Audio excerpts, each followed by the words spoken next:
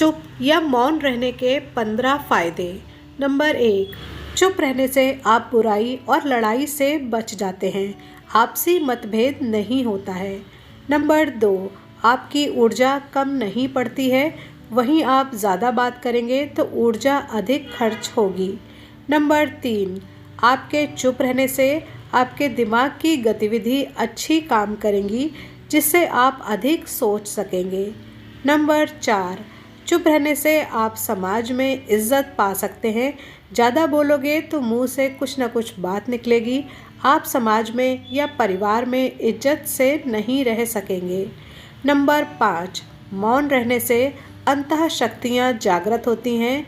सभी अर्थों का साधन मौन है। Number 6, blood pressure.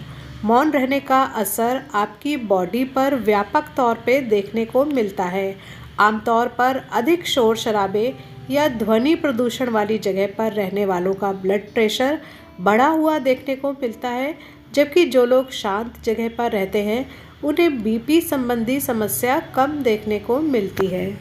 नंबर 7, एकाग्रता का बढ़ना। जो लोग अधिक एकांतवास में शांति से रहते हैं उनका मन अशांत जगहों पर रहने वालों से अधिक एकाग्र रहता है।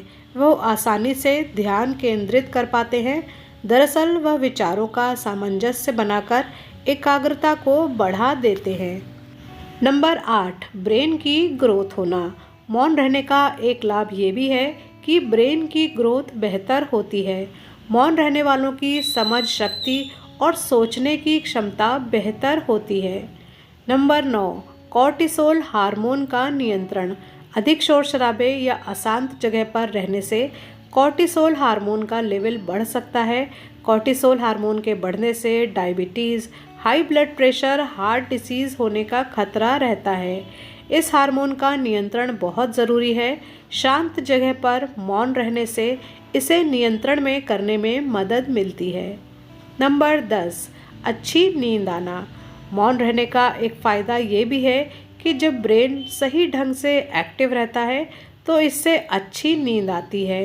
किसी तरह की मेंटल डिसऑर्डर होने की परेशानी कम रहती है। नंबर 11, क्रिएटिविटी बढ़ती है। जब हम दिन भर की उलझनों में उलझे रहते हैं, इस वजह से हम शांत होकर सोचने समझने की क्षमता खोने लगते हैं। इसी वजह से हमारी क्रिएटिविटी ख़त्म होने लगती है। जब हम कुछ देर मौन रहते हैं तो हमारे दिमाग की नई नई क्रिएटिविटी उभर कर सामने आती है।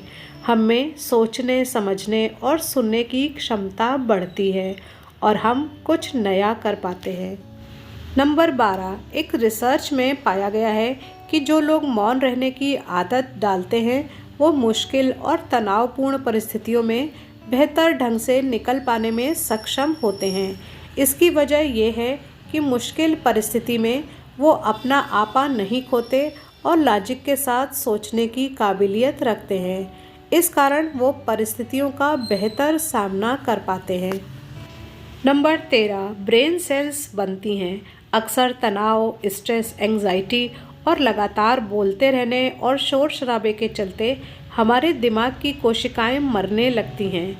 ऐसे में कुछ देर मौन रहने से हमारे दिमाग की सेल्स दोबारा बनती हैं और उनका पुनः निर्माण हमारे दिमाग की शक्ति बढ़ाता है। इससे हमारी एकाग्रता बढ़ती है और दिमाग तेज़ होता है। नंबर 14, मौन रहना हमारे दिमाग को पॉजिटिव विचारों से भरता है।